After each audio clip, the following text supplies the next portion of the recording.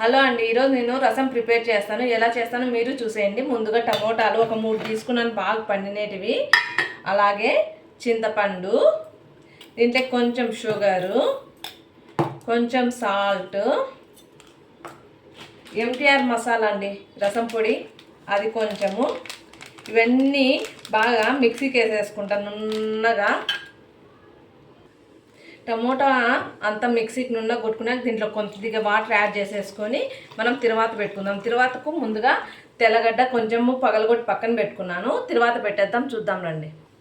Stove on చేసుకొని దానిపైన కడాయి పెట్టి కడాయిలో కొద్దిగా ఆయిల్ వేసేసి 1 నిమిషం ఆయిల్ హీట్ ఎక్కనిద్దామండి. ఆయిల్ హీట్ ఎక్కినాక కొద్దిగా ఆవాలు, తెల్లగడ్డ, కరివేపాకు వేసేసి కొద్దిసేపు వేగనిద్దాము. తెల్లగడ్డ బాగా వేగిన తర్వాత మనం మిక్సీకి కొట్టి పెట్టుకున్న ఈ రసము దీంట్లో వేసేద్దాము.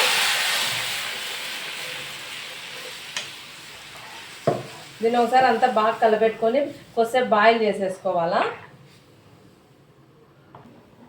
ఇట్లా రసం ఉడికేటప్పుడు మనం కొంచెం కొత్తిమీర వేసేసి ఆఫ్ చేసుకుంటే టేస్ట్ అయితే చాలా బాగుంటుంది. మీరు కూడా ఒకసారి ట్రై చేయండి. నచ్చితే కనుక సబ్స్క్రైబ్ చేసుకోండి, కామెంట్లు చెప్పండి మీకు ఎలా వచ్చిందో. Bye bye.